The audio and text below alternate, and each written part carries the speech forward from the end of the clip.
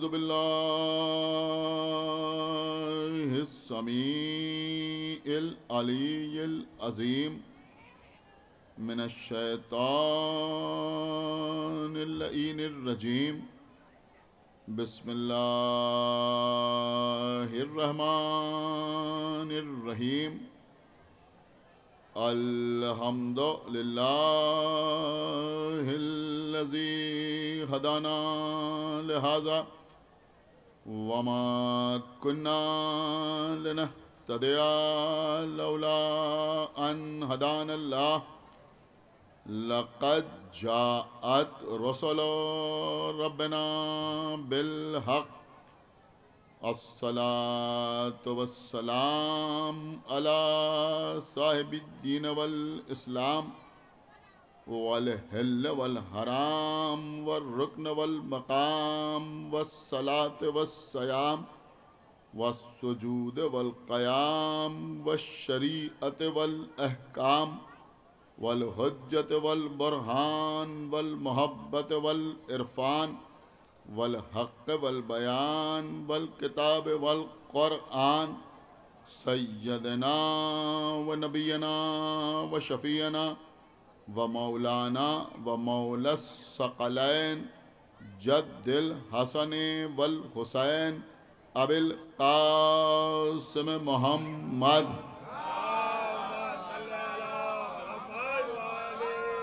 وعلى أهل بيته الطيبين الطاهرين المعصومين المظلومين المنتخبين المنتجبين الذين أذهب الله عنهم الرجس وطهرهم تطهيرا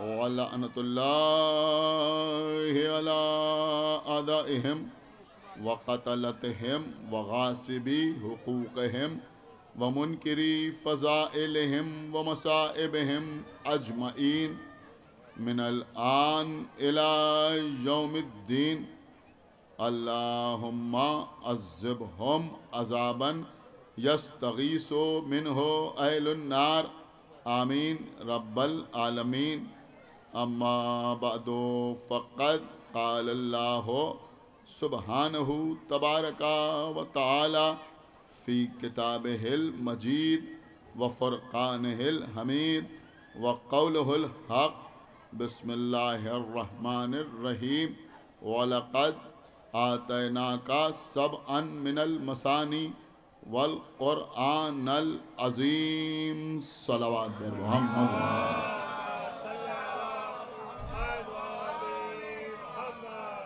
حضرات صبح سے آپ مسلسل اس ذکر اہل بیت کی عبادت میں مصروف ہیں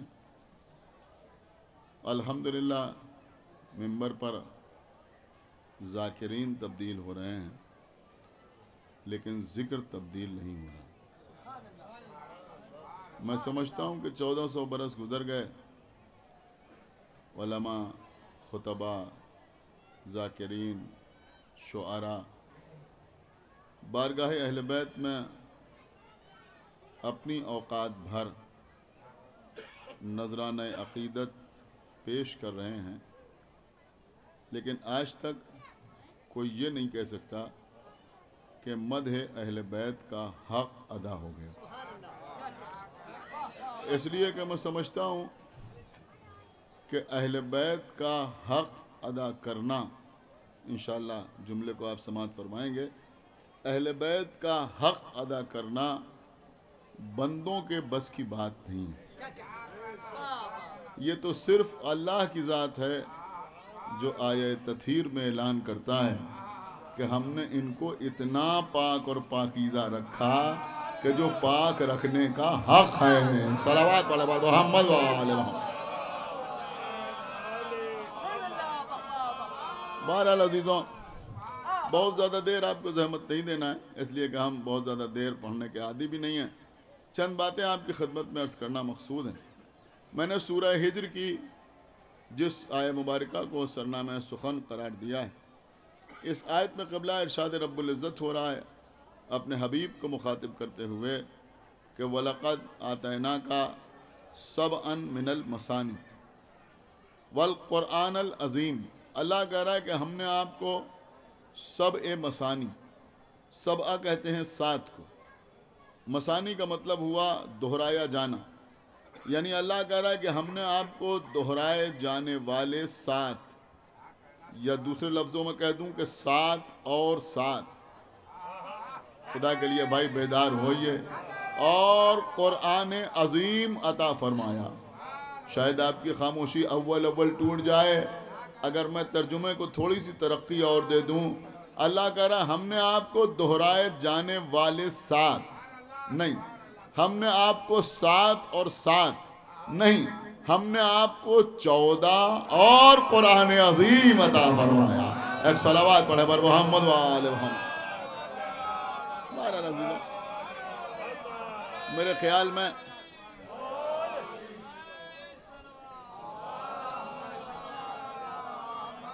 یہ آپ حضرات جو دور بیٹھے ہیں، اگر قبلہ تھوڑا تھوڑا آگے تشریف لے آئیں، آ جائیے، اٹھ کے آ جائیے، آئیے ایک صلوات اور پڑھے بر محمد و آل محمد۔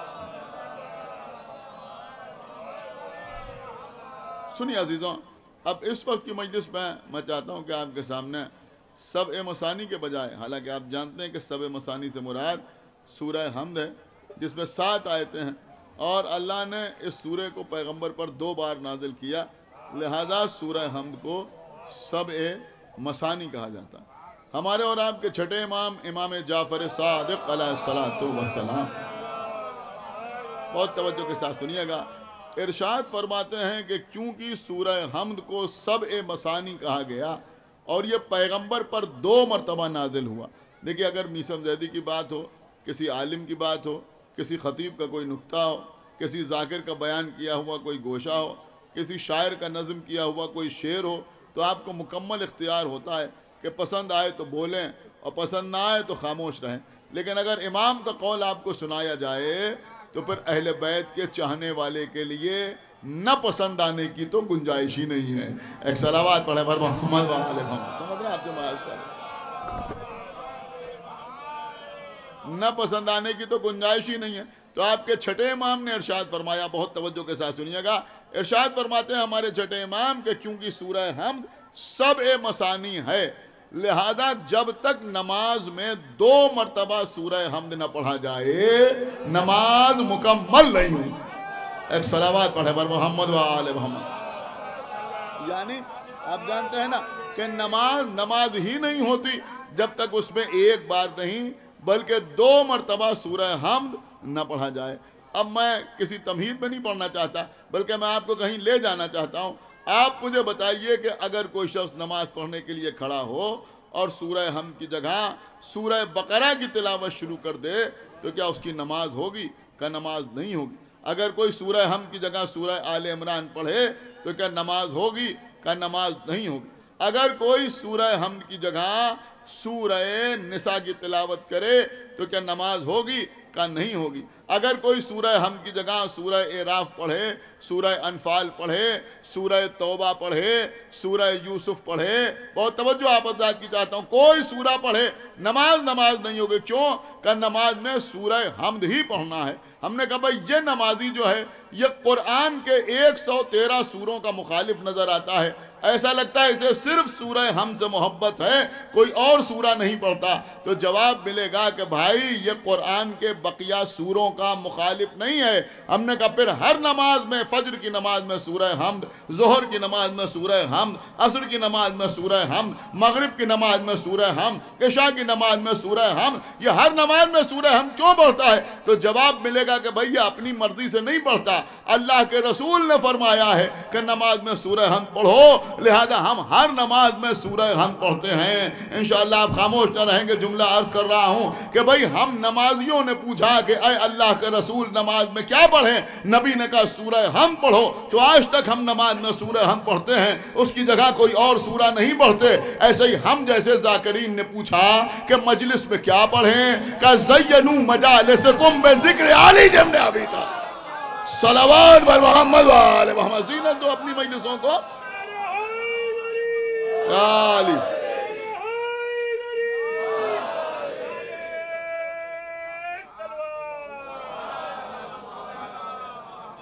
تو ہم ذکر علی کرتے ہیں. اب سمجھدار مجمع میرے سامنے بیٹھا ہوا ہے. دیکھیے اگر مجلس میں اگر نماز میں سورہ حمد کا پڑھنا سمجھ میں آ جائے, اچھا صاحب سن رہے ہیں, تو مجلس میں ذکر علی کا فلسفہ بھی سمجھ میں آ جائے. آپ کہیں گے کیوں؟ اگر کسی کو یاد ہے سورہ بقرہ پڑھ لے نماز میں تو کیا حرج ہے؟ کہ آپ سمجھے نہیں اس کو پڑھنے کا حکم کیوں نہیں دیا گیا اور سورہ حمد کو پڑھنے کا حکم کیوں دیا گیا. کہ دیکھیے بات یہ ہے کہ اگر سورہ بقرہ پڑھے گا تو سورہ آل عمران چھوٹ جائے گا, سورہ آل عمران پڑھے گا, کیا سن رہے ہیں آپ, تو سورہ نساء چھوٹ جائے گا, سورہ نساء پڑھے گا تو سورہ مائدہ چھوٹ جائے گا, سورہ مائدہ پڑھے گا تو سورہ اعراف چھوٹ جائے گا, سورہ اعراف پڑھے گا تو سورہ انفال چھوٹ جائے گا, سورہ انفال پڑھے گا تو سورہ مزمل چھوٹ جائے گا, سورہ مزمل پڑھے گا تو سورہ یاسین چھوٹ جائے گا, سورہ یاسین پڑھے گا تو سورہ رحمان چھوٹ جائے گا, سورہ رحمان پڑھے گا تو سورہ مدثر چھوٹ جائے گا, ایک سورہ پڑھے گا بقیہ سارے سورے چھوٹ جائیں گے. لہذا کہا نماز میں سورہ حمد پڑھو, یعنی ایسا سورہ پڑھو کہ جس میں سارا قرآن سمٹ کے آ جائے. اور کیا آپ نے, جس میں سارا قرآن سمٹ کے آ جائے, جس میں سارا قرآن سمٹ کے آ جائے. بھیا یہی مسئلہ یہاں بھی ہے کہ اگر مجلس میں ذکر آدم ہوگا تو ذکر نوح چھوٹ جائے گا, ذکر نوح ہوگا تو ذکر ابراہیم چھوٹ جائے گا, ذکر ابراہیم ہوگا تو ذکر موسیٰ چھوٹ جائے گا, ذکر موسیٰ ہوگا تو ذکر عیسیٰ چھوٹ جائے گا, ذکر نماز ہوگا تو ذکر روزہ چھوٹ جائے گا, ذکر روزہ ہوگا تو ذکر حج چھوٹ جائے گا. تو جیسے نماز میں وہ سورہ پڑھو جس میں سارا قرآن سمٹ کے آ جائے, تو مجلس میں بھی اس علی کا ذکر کرو جس میں سارا اسلام سمٹ کے آ جائے. سارا اسلام.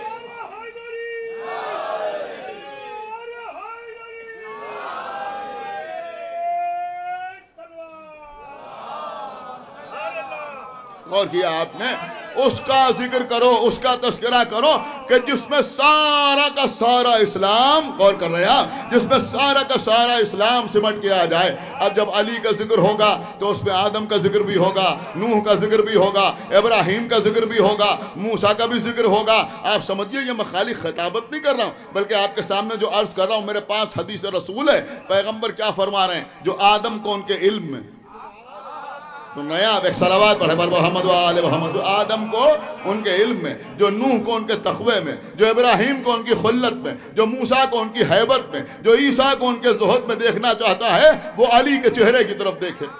دیکھیں سمجھدار مجمع ہے, شہید کی بارگاہ ہے, آپ کو سنانے کے لیے نہیں بلکہ شہید کی بارگاہ میں بہترین نذرانہ عقیدت پیش کرنے کی غرض سے میں یہ گوشہ, یہ نقطہ آپ کی خدمت میں پیش کر رہا ہوں. دیکھیں قبلہ, ایک چیز ہوتی ہے صورت, سنیے گا, ہو سکتا ہے بہت سے لوگوں کے لیے بالکل نئی بات ہو. ایک چیز ہوتی ہے قبلہ صورت اور ایک چیز ہوتی ہے سیرت. آنکھوں کا سڈول ہونا یہ خوبصورتی کی علامت, کانوں کی بناوٹ کا اچھا ہونا اس کا تعلق صورت کی خوبصورتی سے. بہت توجہ آپ حضرات. دہن کا متوسط ہونا, چہرے کے رنگ کا فیئر ہونا, ان سب چیزوں کے تعلق کس سے ہے؟ صورت سے. میری بات آپ سمجھ رہے ہیں؟ خدا کے لیے بیدار ہو کے سنیے گا.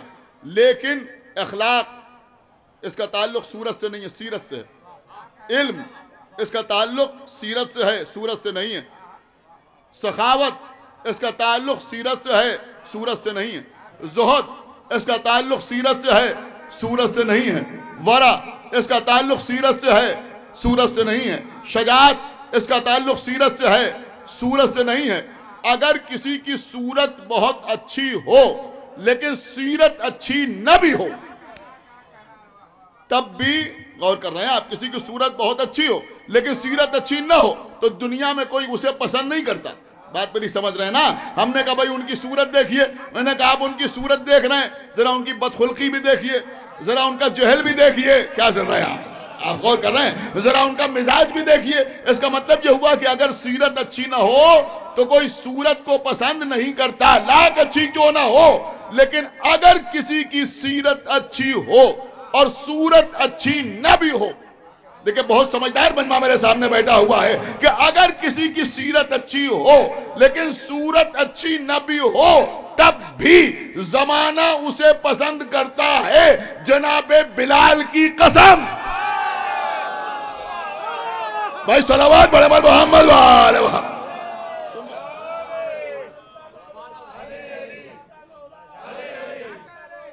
علی علی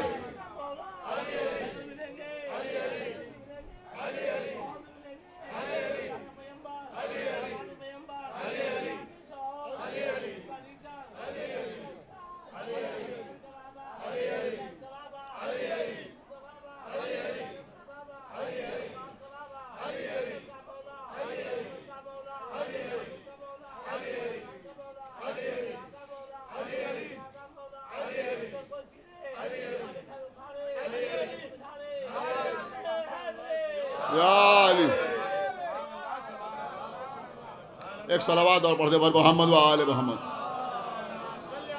میری بات آپ کی سمجھ میں آئی؟ اس کا مطلب یہ ہوا کہ سیرت کو ہمیشہ صورت پر ترجیح دی جاتی ہے. صورت اچھی ہو سیرت اچھی نہ ہو تو اسے کوئی پسند نہیں کرتا، لیکن اگر سیرت اچھی ہو صورت اچھی نہ بھی ہو تب بھی لوگ اسے پسند کرتے ہیں، لوگ اس کی طرف مائل ہوتے ہیں، لوگ اس کی تعریف کرتے ہیں. اب یہ جتنا مجمع میرے سامنے بیٹھا ہوا، چاہے بزرگ ہوں یا نوجوان ہوں یا بچے ہوں، انشاءاللہ بہت توجہ کے ساتھ سماعت فرمائیں گے. دیکھیں بہت غور سے سنیے گا. علم جناب آدم کی سیرت میں تھا، صورت میں نہیں تھا.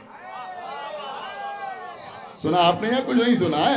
تقوی جناب نوح کی سیرت میں تھا، صورت میں نہیں تھا.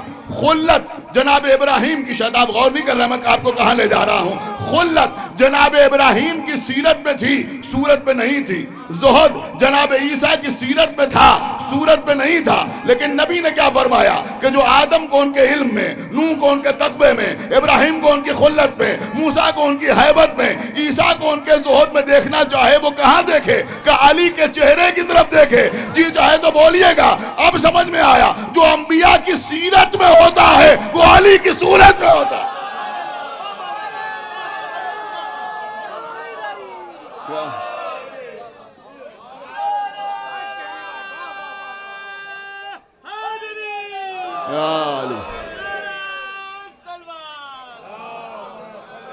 الحمدللہ. مولا آپ کو سلامت رکھے. جیسے آپ سماعت فرما رہے ہیں تو میں عرض کر رہا تھا کہ جو انبیاء کی سیرت میں ہوتا ہے وہ علی کی صورت میں ہوتا ہے. بہرحال بات کہاں تو کہاں آ گئی. تو ہماری مجلسوں کا موضوع ذکر علی ابن ابی طالب ہے. دوسری طرف اللہ کیا اشارہ کر رہا ہے؟ وَلَقَدْ آتَيْنَاكَ سَبْعًا مِنَ الْمَثَانِ وَالْقُرْآنَ الْعَظِيمِ. ابھی آپ نے داد دے کے سنا. اب دو چار باتیں صبر کے ساتھ سن لیں. عزیزوں جہاں تک قرآن کا تعلق ہے تو ہم سمجھتے ہیں کوئی مسلمان ایسا نہیں ہے کہ جس کے گھر میں قرآن موجود نہ ہو. ہر گھر میں قرآن رکھا ہوا ہے. انتہا یہ ہے کہ اگر ہمارے گھر میں کوئی بچہ بیمار ہوتا ہے تو ہم اسے قرآن کے اوراق کی ہوا دیتے ہیں. ہم یہ سمجھتے ہیں کہ قرآن کے اوراق کی ہوا سے بچہ صحت حاصل کر لے گا. اگر کوئی بچہ گھر سے باہر سفر پہ جاتا ہے تو گھر میں اگر کوئی بڑا بوڑھا ہوتا ہے تو وہ قرآن لے کے کھڑا ہو جاتا ہے کہ بچہ نیچے سے نکل جائے. میری بات آپ سمجھ رہے ہیں؟ اگر ہم کوئی نیا مکان خریدتے ہیں تو سب سے پہلے سارے اثاثے سے پہلے قرآن لے جا کے وہاں رکھتے ہیں کہ جب قرآن لے جا کے رکھیں گے تو وہ ہمارے گھر کے لیے باعث برکت ہوگا. ان میں کوئی بات ایسی نہیں ہے کہ جس پر تنقید کی جا سکے. بے شک قرآن کے اوراق کی ہوا میں وہ اثر ہے کہ یہ بیمار کو شفا عطا کر دے. سارے مسلمان مانتے ہیں یا نہیں مانتے؟ کہ سب مانتے ہیں. اب ہمیں ایمان سے بتائیے کہ جب قرآن صامت کے اوراق میں یہ اثر ہے کہ وہ بیمار کو شفا عطا کر دے تو اگر کہیں قرآن ناطق دفن ہو جائے اور کہہ رہا ہے صلوات پڑھے بر محمد وآل محمد اور وہاں کی خاک شفا ایک صلوات پڑھے بر محمد وآل محمد ہمارے لیے شفا کا ذریعہ بن جائے تو اس پہ کوئی حیرت کی بات تو نہیں ہے. تو یہ ساری باتیں اپنی جگہ پہ ہیں. لیکن پیغمبر کی ایک حدیث یاد رکھیے گا. دیکھیں ہو سکتا ہے میرے جیسے ذاکر سے زیادہ تر لوگ اس طرح کی بات کی امید نہ رکھتے ہوں، لیکن میں عرض کروں گا آپ کی خدمت میں کہ پیغمبر اسلام نے ارشاد فرمایا کہ قرآن کا گھر میں رکھنا باعث برکت ہے. لیکن قرآن کا گھر میں رہنا لیکن اس کی تلاوت نہ ہونا، سمجھ رہے ہیں آپ؟ اس میں کراہت ہی کراہت ہے. صلوات علی محمد و آل محمد. سنیں کبھی میری بات سمجھیے جو میں عرض کر رہا ہوں. صلوات علی محمد و آل محمد. اس میں کراہت ہی کراہت ہے. یعنی قرآن کا گھر میں رکھنا باعث برکت ہے، لیکن قرآن گھر میں رکھا رہا اور اس کی تلاوت نہ کی جائے میری بات سمجھے سارے لوگ جو یہاں بیٹھے ہوئے، قرآن گھر میں رکھا رہے اور اس کی تلاوت نہ کی جائے تو برکت کے بجائے کراہت ہے، یعنی کراہت شدیدہ بیان کیا پیغمبر نے۔ قرآن گھر میں ہے لیکن اس کی تلاوت نہیں ہو رہی۔ ہمارے معصومین نے قرآن کی تلاوت کے سلسلے میں بڑا زور دیا۔ ہمارے امام فرماتے ہیں کہ ہمارے چاہنے والوں کے لیے لازم ہے کہ وہ روزانہ قرآن کی کم سے کم 50 آیتوں کی تلاوت کریں۔ کیا کریں؟ روزانہ قرآن کی کم سے کم 50 آیتوں کی تلاوت کریں۔ ہمارے امام نے ارشاد فرمایا کہ اگر کوئی روزانہ قرآن کی 100 آیتوں کی تلاوت کرتا ہے تو وہ بجلی گرنے سے جل کے نہیں مرتا۔ ایک صلوات پڑھے بر محمد و آل محمد۔ سنیے ابھی میری بات سمجھ رہے ہیں؟ ایک صلوات اور پڑھے بر محمد و آل محمد۔ کیا بھائی یہ باتیں سب کے کام کی نہیں ہے کیا؟ ایک صلوات پڑھے بر محمد و آل محمد، تو وہ بجلی گرنے سے جل کے نہیں مرتا۔ یعنی اگر 100 آیتوں کی کوئی روز تلاوت کرتا ہے صابر صاحب تو وہ بجلی گرنے سے جل کے نہیں مرتا۔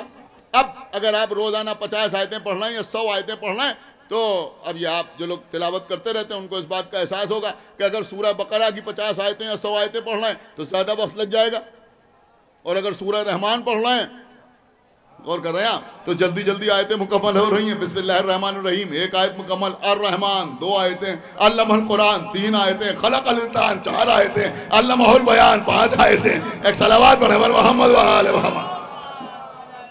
دیکھیں یہ میں نے آپ کو فقط ہنسانے کے لیے نہیں عرض کیا، بلکہ میں نے یہ عرض کیا کہ اگر آپ حدیث رسول پر عمل کرنا چاہتے ہوں اور وقت کم ہو تو ایک آسان نسخہ یہ بھی ہے، ایک صلوات پڑھے بر محمد و آل محمد۔ آسان نسخہ یہ بھی، یعنی بہت سے ایسے سورہ ہیں، مثلا سورہ صافات ہے اور دیگر سورہ کے جن میں چھوٹی چھوٹی آیتیں، تو اگر ان کی تلاوت کر رہے ہیں تو جلدی 50 آیتیں مکمل ہو سکتی ہیں، 100 آیتیں مکمل ہو سکتی ہیں۔ تو معصوم فرما رہے ہیں روزانہ قرآن کی کم سے کم 100 آیتوں کی تلاوت کیا کرو، روزانہ کم سے کم قرآن کی 100 آیتوں کی تلاوت کیا کرو۔ اب سنیے عزیزوں، ایک مسئلہ یہاں پر رہ جاتا ہے۔ میں نے کہا صاحب ہم نے قرآن پڑھا ہی نہیں۔ دیکھیں علاج اس کا بھی ہم آپ کے سامنے بیان کریں گے، لیکن ہم پہلے یہ عرض کریں گے کہ بھیا اگر قرآن نہیں پڑھا ہے تو پڑھ لیجئے، قرآن نہیں پڑھا ہے تو پڑھ لیجئے۔ حالانکہ ایک بیٹے کا باپ پر یہ حق ہوتا ہے کہ باپ اپنے بیٹے کو قرآن کی تعلیم دلوائے، لیکن اگر مثلا کسی کے باپ بچپنے میں مر گئے یا باپ کو مثلا توفیق نہ ہوئی یا باپ نے تو پڑھانا چاہا لیکن ہم ہی ایسے نالائق تھے کہ ہم نے قرآن نہیں پڑھا، کیا سنایا ہم؟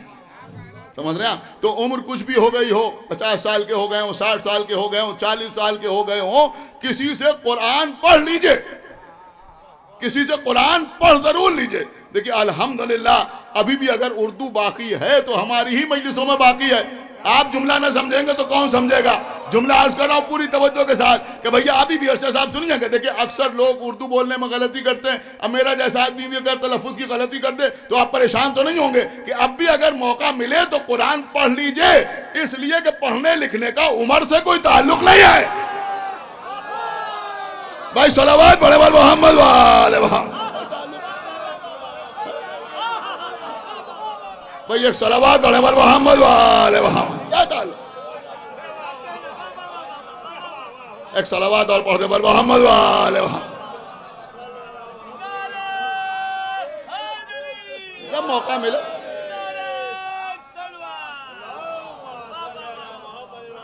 موقع ملے تب قرآن پڑھیے، جب موقع ملے تب قرآن پڑھیے۔ لیکن یہ بھی سمجھیے کہ اگر نہیں پڑھا ہے تب بھی یہ مطلب نہیں ہے کہ قرآن تاخیر نسیاں کی زینت بنا رہے۔ سمجھ رہا یہ مطلب نہیں ہے۔ ابھی میں آپ کے سامنے عرض کروں گا، ایک شخص حاضر ہوا ہمارے امام کی خدمت میں، سرکار صادق آل محمد کی خدمت میں، اور آنے کے بعد اس نے کہا کہ مولا میں نے پورا قرآن حفظ کر لیا ہے، میں نے قرآن یاد کر لیا ہے، یاد ہے مجھے پورا قرآن۔ آپ بتائیں کہ میں قرآن دیکھ کے پڑھوں یا بغیر دیکھے پڑھوں؟ یاد ہے قرآن، غور کیا آپ نے؟ نہیں غور کیا؟ کہا مجھے پورا قرآن یاد ہے۔ آپ بتائیے کہ میں دیکھ کے پڑھوں یا بغیر دیکھے پڑھوں؟ کون تھا؟ کہ حافظ قرآن، حافظ قرآن۔ غور نہیں کر رہے ہیں آپ؟ آج لوگ ہمارے اوپر اعتراض کرتے ہیں، ان کا صاحب شیعوں میں کوئی حافظ نہیں ہوتا۔ دیکھیں ہم 10 حافظوں کے نام آپ کو بتا سکتے ہیں، لیکن ہم کہتے ہیں چلیے ٹھیک لیا کوئی شیعوں میں کوئی حافظ نہیں ہوتا۔ ہمیں چیلنج کر رہے ہیں. اور یہ بات آپ بھی کہیں بھی کسی کے سامنے کہہ سکتے ہیں کہ بھیا بسم اللہ سے لے کے والناس تک کسی بات کا جواب دے رہا ہوں. بسم اللہ سے لے کے والناس تک قرآن کے 114 سوروں کی 6666 آیتیں پڑھ کر کنگال کر دیکھ کر ترجمہ پڑھ کر تفسیر پڑھ کر ہمیں بتاؤ کہ قرآن کی کس آیت میں قرآن کو حفظ کرنے کا حکم دیا گیا ہے.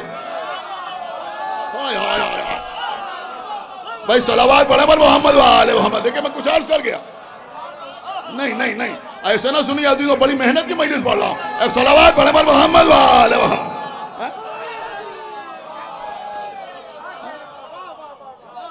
آپ مجھے بتائیے قرآن کی کس آیت میں حفظ قرآن کا حکم دیا گیا ہے؟ قرآن پڑھنے کا حکم دیا گیا ہے, تلاوت کرنے کا حکم دیا گیا ہے, قرآن میں غور کرنے کا حکم دیا گیا ہے, قرآن پر عمل کرنے کا حکم دیا گیا ہے, قرآن میں تدبر کرنے کا حکم دیا گیا ہے, لیکن کہیں قرآن یاد کرنے کا, قرآن کو حفظ کرنے کا حکم نہیں دیا گیا ہے. میں حدیثوں کی بات نہیں کر رہا ہوں, پورے قرآن میں کہیں حفظ قرآن کا کوئی حکم نہیں ہے. تو جب حکم نہیں ہے تو پھر حفظ کرتے کیوں ہیں؟ کیا سنا یہ مجمع بھائی؟ جب حکم نہیں ہے تو پھر حفظ کرتے کیوں ہیں؟ انہوں نے کہا آپ سمجھے نہیں, یہ ہماری قرآن سے محبت کی دلیل ہے. سنایا کیا نہیں سنا؟ یہ ہماری قرآن سے محبت کی دلیل ہے کہ قرآن میں حفظ کرنے کا حکم تو نہیں دیا گیا ہے, لیکن چونکہ ہمیں اس کتاب سے محبت ہے لہذا ہم حفظ کر رہے ہیں. اب کوئی کہے کہ صاحب حفظ قرآن جائز نہیں ہے, اس لیے کہ جب قرآن ہی نہیں کہہ رہا ہے کہ حفظ کرو تو ہم قرآن کو حفظ کیوں کر رہے ہیں؟ تو جواب دیا جائے گا کہ وہ تو نہیں کہہ رہا ہے, لیکن ہمیں قرآن سے محبت ہے لہذا ہم قرآن کو حفظ کر رہے ہیں. اب جو کچھ کم عقل یا یوں کہیے کہ کم اصل آتے ہیں کہ کیا امام حسین نے کہا کہ تعزیہ اٹھا؟ سن رہا ہے کیا نہیں سن رہا ہے؟ کیا امام حسین نے کہا کہ لنگر تقسیم کرو؟ کیا امام حسین نے کہا کہ زلزلہ کی شبیہ نکالو؟ ارے بھیا جیسے قرآن نے نہیں کہا کہ مجھے غلاف میں رکھو, سن رہا ہے, جیسے قرآن نے نہیں کہا کہ مجھے حفظ کرو مگر یہ قرآن سے محبت ہے کہ ہم حفظ کر رہے ہیں, ایسا ہی انہوں نے نہیں کہا لیکن یہ حسین سے محبت ہے.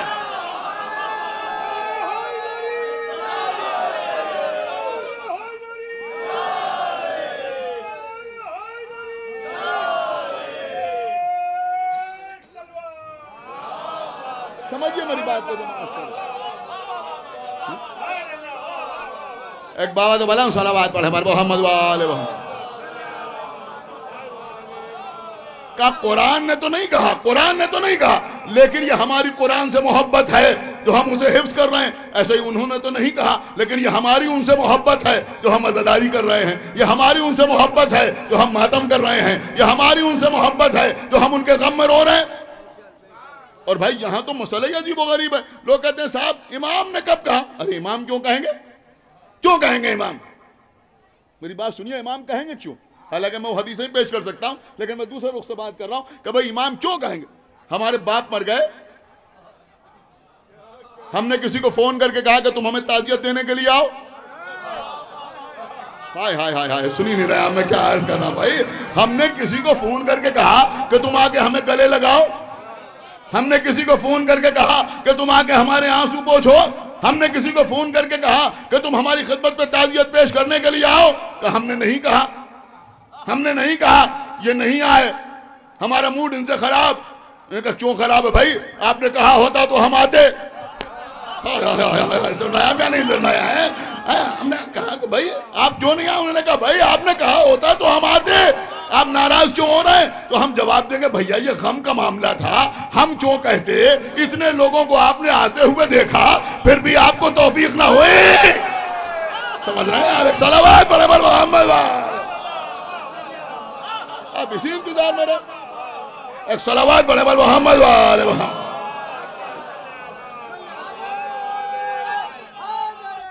یہ عزا امام حسین علیہ السلام.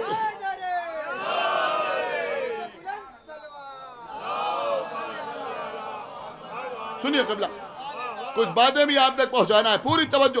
ایک شخص آیا آ کے امام سے کہہ رہا ہے کہ میں نے قرآن یاد کر لیا ہے, میں یاد کر کے پڑھوں, دیکھ کے پڑھوں یا بغیر دیکھے پڑھوں؟ تو امام نے فرمایا کہ دیکھ کے پڑھوں. کہ یاد ہے پھر بھی دیکھ کے پڑھوں؟ اگر غلط یاد کیا ہوتا تو امام ٹوکتے.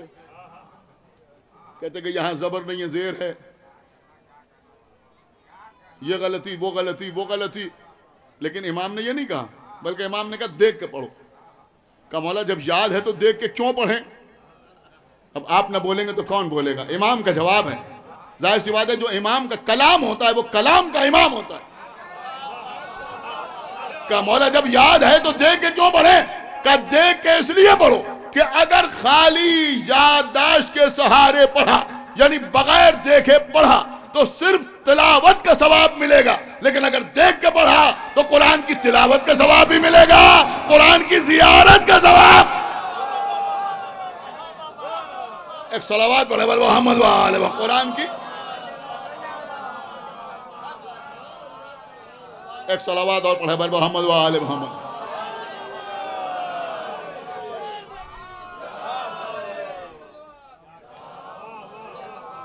ایک بابا سے بلند صلوات پڑھے بل محمد وآلہ محمد. کہ قرآن کی تلاوت کا ثواب بھی ملے گا اور قرآن کی زیارت کا ثواب بھی ملے گا. اب سمجھ میں آیا کہ قرآن کو دیکھنا بھی عبادت ہے. دیکھیں میں نے بہت کچھ چھوڑ دیا، دامن وقت میں گنجائش نہیں ہے. کہ قرآن کو دیکھنا بھی عبادت ہے، قرآن کو پڑھنا بھی عبادت اور قرآن کو دیکھنا بھی عبادت. ہم نے کہا صاحب دیکھنے سے کیا فائدہ؟ دیکھیں آج کل تو جو بات سمجھ میں نہیں آئے، کچھ لوگوں کا منہ نہیں ہو رہا ہے، پرنالا ہو رہا ہے.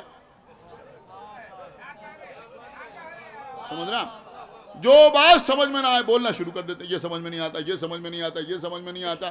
یعنی ایسا لگتا ہے کہ جیسے سمجھ میں نہ آنا عقل کی دلیل ہے. ایک صلوات پڑھے پر محمد. اور نہیں کر رہے ہیں آپ؟ ایک صلوات پڑھے پر محمد وآلہ محمد. ارے بھیا ہمارا بچہ اسکول میں پڑھتا ہے، اس نے کہا بابا ہماری سمجھ میں میتھمیٹکس نہیں آ رہی ہے. تو ہم اس سے کیا کہیں گے؟ اے بیٹا سمجھنے کی کوشش کرو. اب وہ کہہ رہے صاحب عزاداری ہماری سمجھ میں نہیں آ رہی ہے. تو سمجھنے کی کوشش کرو نا، سمجھنے کی کوشش کرو نا.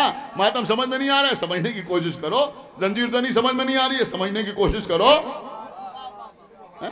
تو ادا کا کوئی رکن سمجھ میں نہیں آ رہا ہے تو سمجھنے کی کوشش کرو، نہیں ہے کہ اس سے انکار کر دو. تو بہرحال بات کہاں سے کہاں گئی؟ تو میں عرض یہ کر رہا تھا کہ صاحب خالی دیکھنے سے ثواب ہوگا، اس سے فائدہ کیا ہے؟ آپ کو کیا معلوم کیا فائدہ؟ کہاں آپ کی عقل اور کہاں رسول کی حکمت؟ سنیے جو میں عرض کر رہا ہوں، ہوا میں نہیں عرض کر رہا ہوں. انشاءاللہ ایک ایک آدمی بولے گا جتنے یہاں بیٹھے ہوئے، جو ذرا سا بھی سمجھے گا بولے گا ضرور.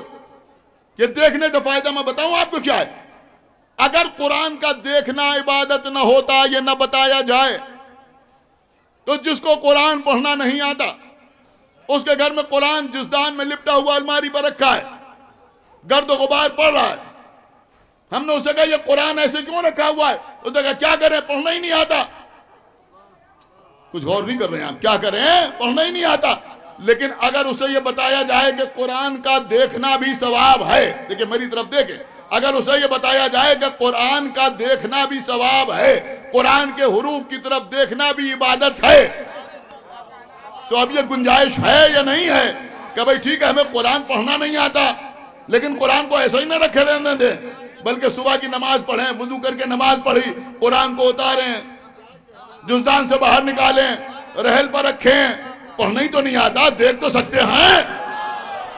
سنی نہیں رہا یہ مجمع میں کیا عرض کر رہا ہوں بھائی؟ دیکھ تو سکتے ہیں یا نہیں دیکھ سکتے؟ دیکھیں میں کوئی بات خلاف شریعت نہیں عرض کر رہا ہوں. دیکھ تو سکتے ہیں کہ بھئی پہلے صفحے کو دیکھا، دوسرے صفحے کو دیکھا، تیسرے صفحے کو دیکھا، 8-10 صفحات کو دیکھا، بند کیا، جزدان میں رکھا، پھر رکھ دیا. آپ کہیں گے اس سے فائدہ کیا؟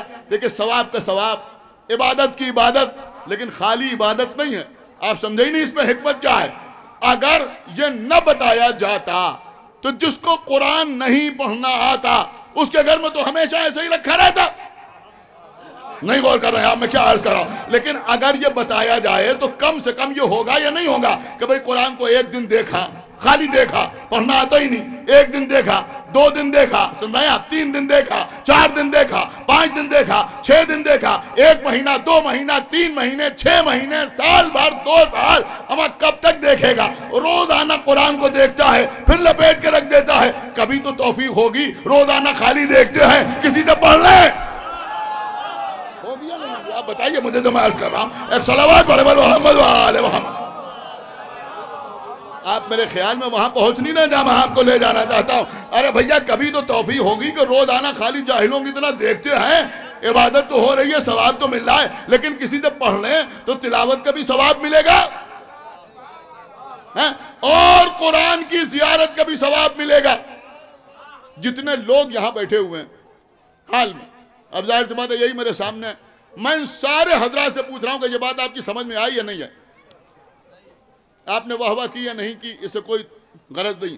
آپ نے سبحان اللہ کہا یا نہیں کہا، اس کا اس سے کوئی تعلق نہیں۔ سوال یہ ہے، آپ بتائیے جتنے لوگ بیٹھے ہیں بھائی کم سے کم گردن نہیں ہلائیے، یہ بات آپ کی سمجھ میں آ رہی ہے یا نہیں آ رہی؟ آ رہی ہے نا ارشد صاحب آپ کی سمجھ میں؟ دیگر تمام حضرات کی سمجھ میں آ رہی ہے؟ کسی کو کوئی شک تو نہیں ہے؟ کسی کو کوئی شبہ تو نہیں ہے؟ سب سمجھ گئے نا کہ خالی قرآن کو دیکھیں گے تو دیکھ دیکھ کے کم سے کم یہ جوش پیدا ہوگا، یہ تحریک پیدا ہوگی کہ ہم قرآن پڑھ لیتے تاکہ تلاوت کا بھی ثواب ملتا اور قرآن کی زیارت کا بھی ثواب ملتا۔ اب یہ بات سب کی سمجھ میں آ گئی نا؟ کہاں سمجھ میں آ گئی؟ اب میں ایک حدیث آپ کو اور سنا رہا ہوں، اب اس کو بھی غور سے سنیے گا۔ آپ کے چھٹے امام نے فرمایا کہ جو روئے، رلائے یا رونے والے کی صورت بنائے، کہاں لے آیا آپ کو بھائی؟ ایک صلوات پڑھے بر محمد و آل محمد۔ کوئی سن رہا ہے میں کیا عرض کر رہا ہوں؟ میں کوئی اور ترجمہ نہیں کروں گا جو عام طور پہ آپ لوگ کرتے ہیں، جیسا ہم بچپن سے سنتے چلے آ رہے ہیں وہی سنا رہے ہیں آپ کو کہ امام نے ارشاد فرمایا جو روئے، رلائے یا رونے والے کی صورت بنائے، غم امام حسین میں ان کے حق کو پہچان کر اس پر جنت واجب ہے۔ تو لوگوں نے کہا صاحب یہ رونے والے کی صورت بنانے سے کیا فائدہ؟ رونے والے کی صورت بنانے سے کیا فائدہ؟ یہ تو ریاکاری ہے۔ ہم نے بھیا تھوڑے سے مسائل پڑھ لو، اگر عذر شرعی کی وجہ سے رمضان میں روزہ نہیں رکھا ہے تو حکم کیا ہے؟ سن رہے ہیں آپ یا نہیں سن رہے؟ حکم کیا ہے؟ گھر سے باہر نکالو تو منہ میں پان مسالہ بھر کے نکلو، گھر سے باہر نکالو تو سگریٹ پیتے ہوئے نکلو، گھر سے باہر نکلو تو کھاتے ہوئے نکلو۔ کہا نہیں روزہ نہیں رکھا ہے لیکن باہر نکلو تو روزہ دار کی شکل بنا کے نکلو۔ کیوں شکل بنا کے نکلو؟ کہا اس لیے کہ یہ احترام رمضان ہے، تو جیسے روزہ دار کی صورت بنانا رمضان کا احترام ہے، ایسے ہی رونے والے کی صورت بنانا فرض اعضاء کا احترام۔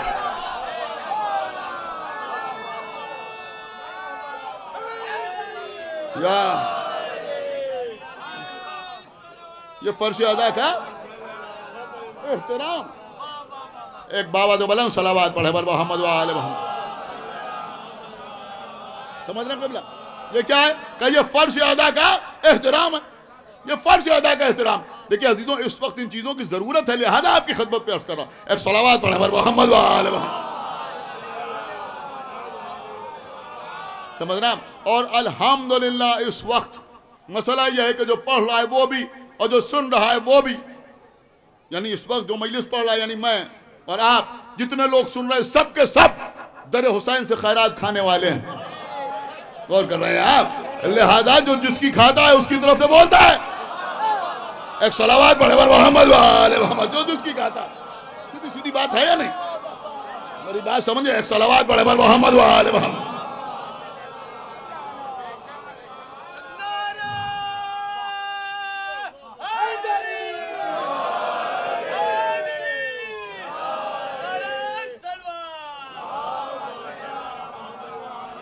دیکھیں میری مجلس کا میسج یہ ہے کہ خدا کے لیے سمجھیے یہ شریعت بھی ہم کو اہل بیت تک لے جاتی ہے۔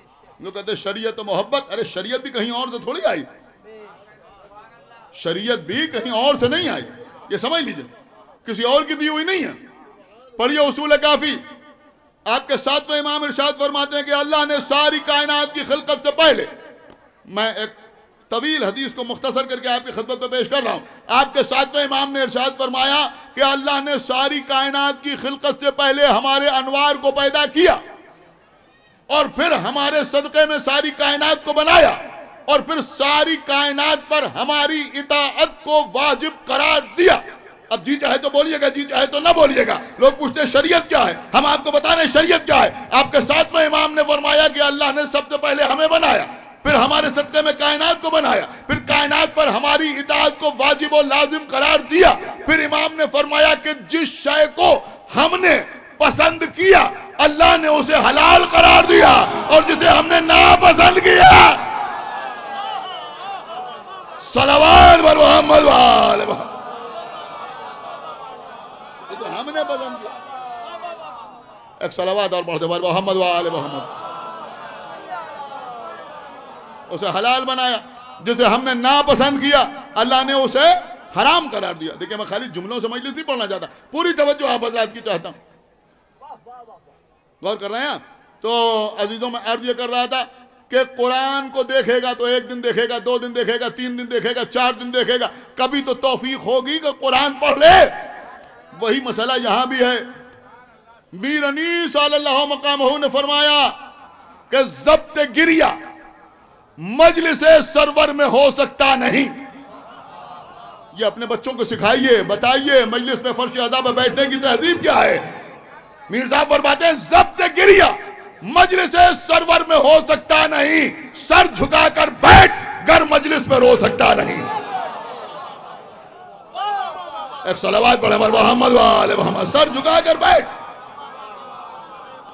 گر مجلس میں رو سکتا نہیں، سر جھکا کر بیٹھ گر مجلس میں رو سکتا نہیں۔ اس کا مطلب یہ ہوا کہ اگر رو نہیں سکتے تو کم سے کم رونے والے کی صورت بناؤ۔ یہاں بھی سبب وہی ہے، علت وہی ہے، لاجک وہی ہے، فلسفہ وہی ہے، منطق وہی ہے۔ جیسے ایک دن قرآن کو دیکھے گا، 2 دن دیکھے گا، 3 دن دیکھے گا، کبھی تو توفیق ہوگی کہ قرآن پڑھ لے۔ ایسے ہی ایک مجلس پہ رونے والے کی صورت بنائے گا، 2 مجلسوں میں رونے والے کی صورت بنائے گا، 10 مجلسوں میں رونے والے کی صورت بنائے گا۔ ارے بھیا کبھی تو اللہ توفیق دے گا کہ غم حسین میں آنسو نکلے گا۔ صلوات بر محمد و آل محمد، کبھی تو توفیق دے گا۔ اس لیے کہا گیا ایک صلوات اور پڑھیں بر محمد و آل محمد۔ آئیے عزیز، بس میں مجلس کو تمام کر رہا ہوں، کافی دیر سے پڑھ رہا ہوں، پوری توجہ آپ حضرات کی چاہتا ہوں۔ دیکھیں عزیزوں اب ذرا سی باتیں، ادھر آنسو کے بدلے میں جنت کی بات کیجئے، کچھ لوگ پریشان ہونے لگتے ہیں، حیران ہونے لگتے ہیں۔ خدا کے لیے اپنے حسد کو یا حسد کے اظہار کو قضائے حسین کی مخالفت کے لیے استعمال نہ کیجیے۔ میں کچھ عرض کر گیا، غور فرما رہے ہیں؟ میں نے کہا صاحب ذاکر ممبر پر آتے ہیں جنت بانٹ کے چلے جاتے ہیں۔ میں آپ سے پوچھتا ہوں، یہ سردار جوانان جنت کے غم میں مجلس منعقد ہو رہی ہے، اس مجلس پہ جنت نہیں بٹے گی تو کیا جہنم بٹے گا؟ ایک صلوات پڑھیں بر محمد و آل محمد، کیا بٹے گا بھائی؟ ایک صلوات پڑھیں بر محمد و آل محمد۔ کہ صاحب ایک آنسو کے بدلے میں جنت آپ نے پڑھ دی، گناہگار جنت میں کیسے چلا جائے گا؟ بے شک بات آپ نے صحیح کہی، گناہ انسان کو جنت پہ جانے سے روکتا ہے، ہمیں اس سے انکار نہیں، گناہ انسان کو جنت پہ جانے سے روکتا ہے، بالکل صحیح بات۔ گناہگار جنت پہ نہیں جا سکتا، میری بات سنیے، گناہگار جنت پہ نہیں جا سکتا۔ بہت پہلے کبھی میں نے پڑھا تھا، دل چاہ رہا ہے کہ آپ کی خدمت میں عرض کر دوں کہ گناہگار جنت پہ نہیں جا سکتا۔ میں کہہ رہا ہوں گناہگار جنت پہ نہیں جا سکتا، تو پھر سوال ہوگا کہ کیا خالی معصوم جائیں گے جنت؟ گناہگار تو سب ہیں، لیکن نہیں، میں بھی وضاحت کر رہا ہوں، بات آپ کی سمجھ میں آئے گی۔ اور اب دیکھتا ہوں کہ کس کے پاس ذہن ہے۔ گناہگار جنت پہ نہیں جا سکتا جیسے لوہا موم نہیں ہو سکتا، گناہگار جنت پہ نہیں جا سکتا جیسے بھڑکی ہوئی آگ ایک لمحے میں گلزار نہیں ہو سکتی، گناہگار جنت پہ نہیں جا سکتا جیسے دریا میں راستہ نہیں پیدا ہو سکتا، گناہگار جنت پہ نہیں جا سکتا، آپ کہیں پہنچ رہے ہیں یا نہیں، جیسے مردہ زندہ نہیں ہو سکتا، گناہگار جنت پہ نہیں جا سکتا۔ ہائے ہائے ہائے کیا سن رہا ہے یہ مجمع؟ گناہگار جنت پہ نہیں جا سکتا جیسے چاند 2 حصوں میں تقسیم ہو کے پھر نہیں جڑ سکتا، گناہگار جنت پہ نہیں جا سکتا جیسے پتھر بول نہیں سکتا، گناہگار جنت میں نہیں جا سکتا، جیسے پانی کے قطرے جواہرات میں تبدیل نہیں ہو سکتے، گناہگار جنت میں نہیں جا سکتا، جیسے درخت اپنی جگہ کو چھوڑ کے کسی کے پاس نہیں آ سکتا، گناہگار جنت میں نہیں جا سکتا، جیسے مغرب میں ڈوبا ہوا آفتاب واپس نہیں سنا آپ نے یا نہیں؟ ایک صلوات پڑھے بر محمد وآل محمد۔ اب خدا کے لیے میرے ساتھ سفر کیجئے گا۔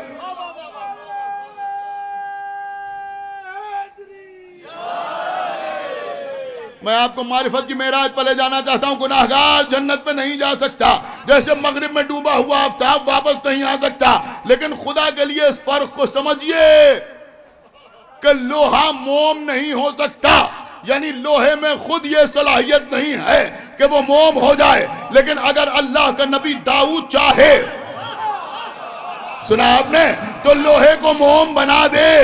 آگ میں خود یہ صلاحیت نہیں ہے کہ وہ گلزار ہو جائے، لیکن اگر ابراہیم اللہ پر اعتماد کا اظہار کریں تو آگ گلزار ہو جائے۔ دریا میں خود یہ صلاحیت نہیں ہے کہ اس میں راستہ پیدا ہو جائے، لیکن اگر موسیٰ چاہیں تو عصا مار کے دریا میں راستہ پیدا کر دیں۔ مردے میں خود یہ صلاحیت نہیں ہے کہ زندہ ہو جائے، لیکن اگر عیسیٰ چاہیں تو مردے کو زندہ کر دیں۔ چاند میں خود یہ صلاحیت نہیں ہے کہ دو ہو کے مل جائے، لیکن اگر اللہ کا نبی چاہے تو ایسا کر دے۔ پانی کے قطروں میں خود یہ صلاحیت نہیں ہے کہ وہ پانی کے قطرے جواہر بن جائے، لیکن اگر امام زین العابدین چاہیں تو پانی کی بوندوں کو جواہرات میں تبدیل کر دیں۔ کیا سننا ہے یار؟ پتھر میں خود یہ صلاحیت نہیں ہے کہ بولے، لیکن اگر امام چہارم چاہیں تو سنگ اسود سے اپنی امامت کی گواہی دلوائیں۔ درخت میں خود یہ صلاحیت نہیں ہے کہ کسی کے پاس آ جائے، لیکن اگر امام موسیٰ کاظم چاہیں تو درخت کو بلا لیں۔ کیا سن رہا ہے یار؟ آفتاب میں خود یہ صلاحیت نہیں ہے، سورج میں خود یہ صلاحیت نہیں ہے کہ مغرب میں ڈوب کے پھر ابھر جائے، لیکن اگر علی چاہیں تو آفتاب کو واپس بلا لیں۔ اگر علی چاہیں تو آفتاب کو واپس بلا لیں۔ ایسا ہی ہم گناہگاروں میں قطعی یہ صلاحیت نہیں ہے کہ ہم خود سے جنت میں چلے جائیں، لیکن اگر حسین کی ماں چاہے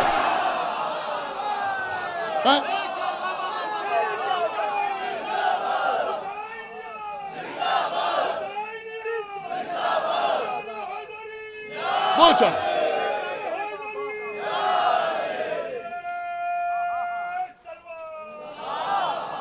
بس میں سمجھتا ہوں لبیک یا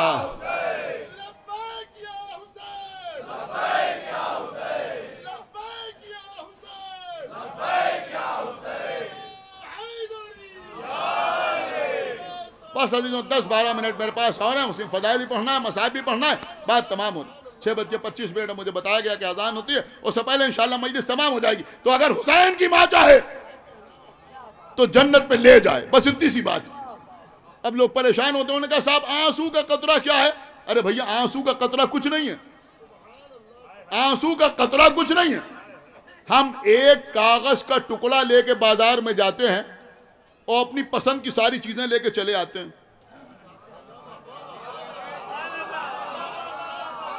غور نہیں کیا آپ نے؟ ایک دن گئے 2000 روپے کا نوٹ لے کے بہت سی چیزیں لے کے چلے آئے، دوسرے دن پھر اتنا ہی بڑا کاغذ ایک کاٹ کے لے کے چلے گئے۔ دکاندار نے کہا یہ کیا، دماغ تو نہیں خراب ہو گیا ہے؟ ہم نے کہا کل بھی تو لے گئے تھے، کہ کل آپ پیسے لے کے آئے تھے۔ ہم نے کہا یہ بھی تو کاغذ ہے، وہ بھی کاغذ تھا، کہ وہ نوٹ تھا، وہ کرنسی تھی، یہ سادہ کاغذ ہے۔ ہم نے کہا اس پہ کچھ بنا دیں، کہ بنانے سے کچھ نہیں ہوتا۔ تو ہم نے کہا بھائی کاغذ یہ بھی کاغذ وہ بھی، یہ کاغذ اس سے زیادہ قیمتی ہے، کہ ہوا کرے۔ تو پھر اس کاغذ کو نوٹ کس نے بنایا؟ کہ آپ نے غور سے دیکھا نہیں؟ اس کے اوپر ریزرو بینک کے گورنر کا وعدہ تحریر تھا۔ ہائے ہائے ہائے ہائے، سنا یہ مننا، اس پر ریزرو بینک کے گورنر کا، خدا کے لیے جیسے چاہے ویسے سنے، اب آپ کو اختیار دیا، اس پر ریزرو بینک کے گورنر کا وعدہ تحریر تھا۔ اب سمجھ میں آیا کہ قیمت کاغذ کی نہیں ہے، ریزرو بینک کے گورنر کے وعدے کی ہے، تو قیمت آنسو کی نہیں ہے، سیدہ کے وعدے۔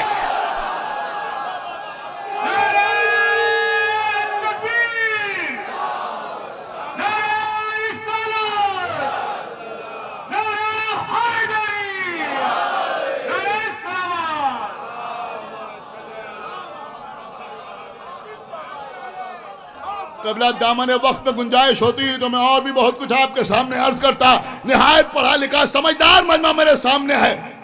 میں عرض کر رہا ہوں کہ یہ نوٹ چھپتے کیسے ہیں؟ یہ ریزرو بینک کا گورنر وعدہ کرتا کیسے وعدہ کرتا؟ کب اس کا دل چاہا اس نے وعدہ کر لیا، جتنے نوٹ چاہے اتنے چھاپ دیے. کہ نہیں، ایسے نوٹ نہیں چھپتے. پھر کیسے نوٹ چھپتے ہیں؟ یہ نقلی اور اصلی کی پہچان کیا ہوتی ہے؟ خالی کچھ چیزوں سے پہچان نہیں ہوتی. یہ فیک کرنسی کیوں ہے؟ کس لیے ہے؟ میں کہا صاحب آپ سمجھے نہیں. وہاں جو پریس پہ، پرنٹنگ پریس پہ جو وہاں نوٹ چھپ رہے ہیں، وہ جو ہی نوٹ نہیں چھپ رہے ہیں. اپنی مرضی تو حکومت نہیں چھاپ رہی. پھر کیسے چھاپ رہی ہے؟ کہ جتنے کو نوٹ چھپتے ہیں، میری بات سمجھیے جو میں عرض کر رہا ہوں، جتنے کو نوٹ چھپتے ہیں پہلے اتنی قیمت کا سونا رکھ دیا جاتا ہے. ہائے ہائے ہائے ہائے، سمجھا ہی نہیں ہے مجمع میں کیا عرض کر گیا. پہلے اتنی قیمت کا سونا رکھ دیا جاتا ہے. اس سونے کی بنیاد پر ریزرو بینک کا گورنر آپ کو 2000 روپے، 500 روپے، 100 روپے ادا کرنے کا وعدہ کرتا ہے، پرامس کرتا ہے، وچن دیتا ہے کہ اتنا سونا وہاں رکھا ہوا ہے. اس کا مطلب یہ ہوا کہ پہلے خزانے میں سونا رکھا جاتا ہے، پھر وعدہ کیا جاتا ہے. آل محمد نے بھی جو ہی وعدہ نہیں کیا بلکہ شب ہجرت پہلے اپنا سونا رکھ دیا.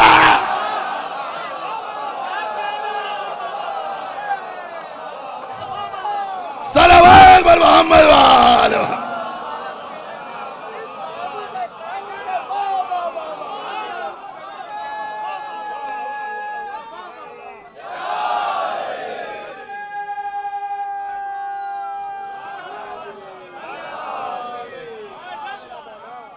بس قبلہ شرکت ہو جائے خدا سخن کی اس مجلس میں. لہذا عرض کر رہا ہوں، کسی نے سرکار انیس سے کہا کہ قبلہ بہت سے لوگ مجلس میں ریا کے ساتھ روتے ہیں، دکھاوے کے ساتھ روتے ہیں.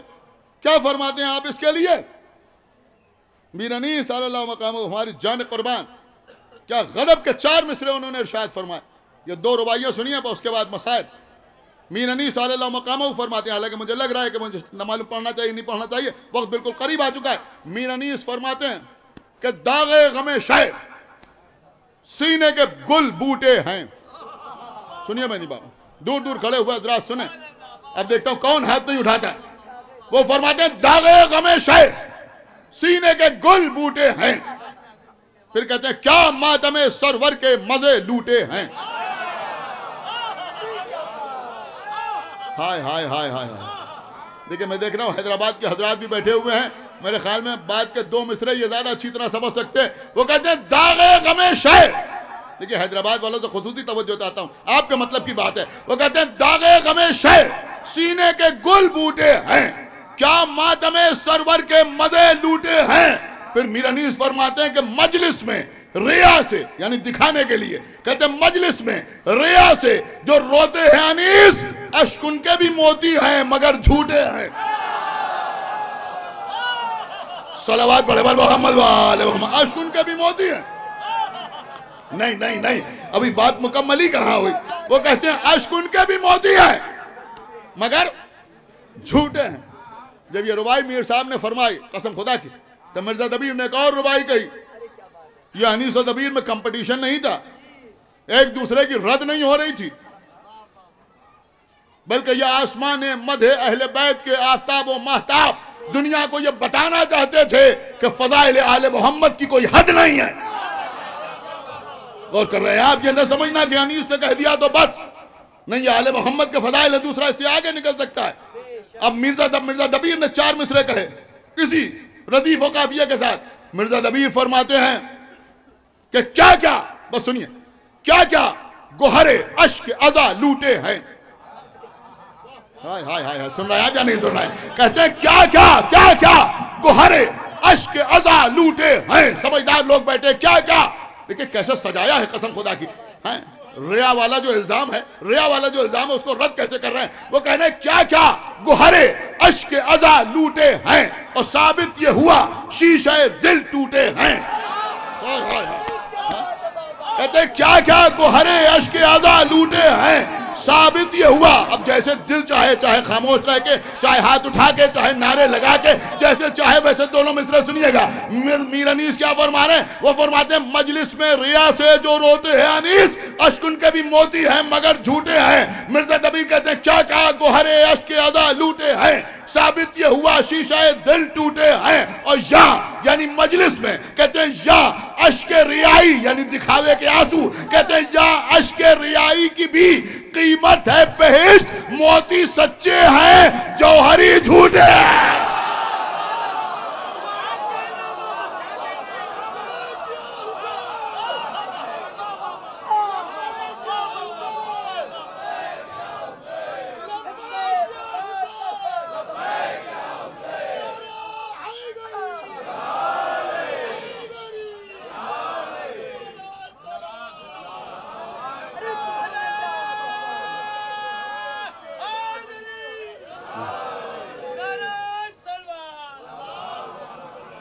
موتی سچے ہیں جوہری جھوٹے ہیں۔ میں سمجھتا ہوں مرزا دبیر نے قیامت تک آنے والے ماتمی حضرات کے لیے، عزاداروں کے لیے آسان سا جواب فراہم کر دیا۔ اب عزا کے کسی رکن پر کوئی اعتراض کرے فوراً کہو موتی سچے ہیں۔ ایک صلوات پڑھے بر محمد والے محمد۔ موتی سچے ہیں، ایک صلوات پڑھے بر محمد والے محمد۔ ارے تم ایک آنسو کو دیکھ رہے،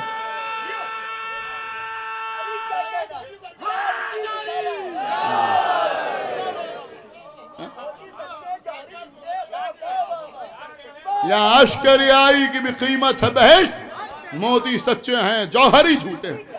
تم نے ایک آنسو کو دیکھا، ایک آنسو کو دیکھا، ذرا آنسو میں جھانک کے تو دیکھو۔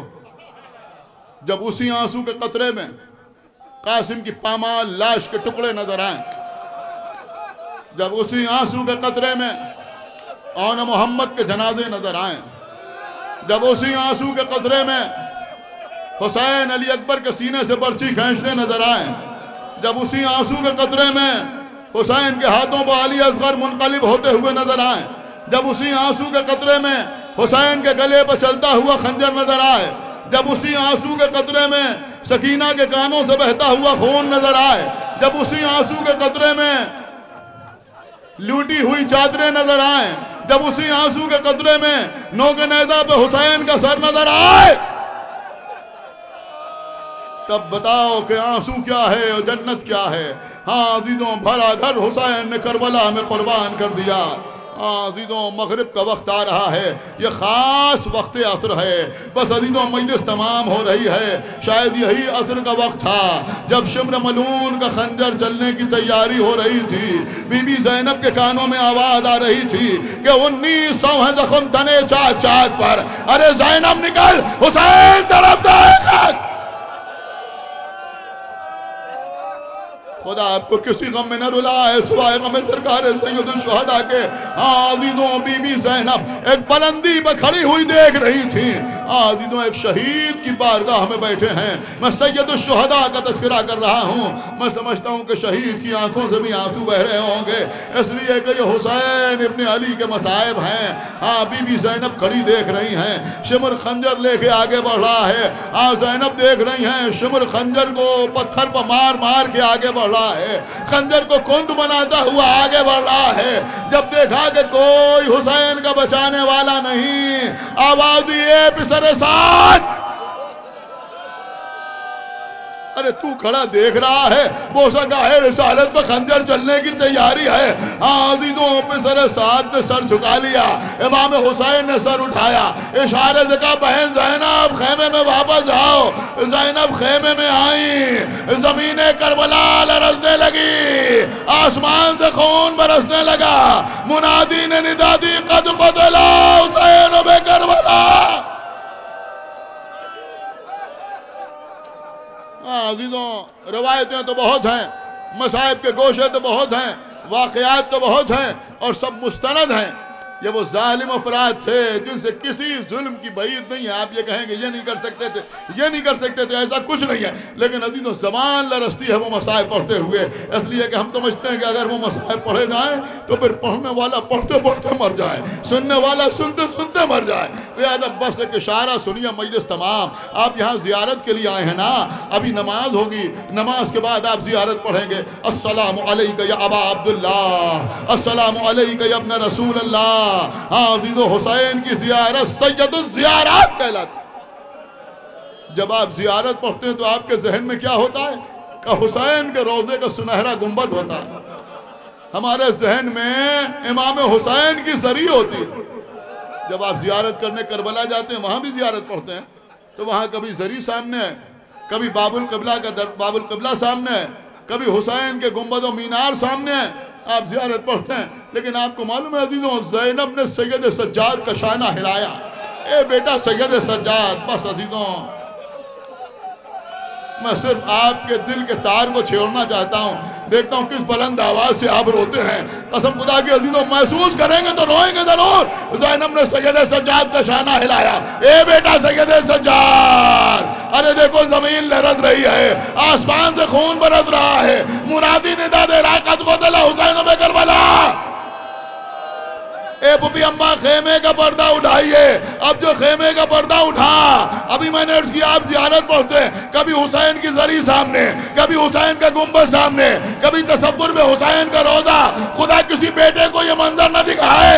ارے سید سجاد نے دیکھا سامنے نو کے نیزاب حسین کا ساتھ. آواز دی السلام علیکہ یا ابا عبداللہ، السلام علیکہ یا ابن رسول اللہ. اے پھوپھی اماں ہم یتیم ہو گئے، ہمارے بابا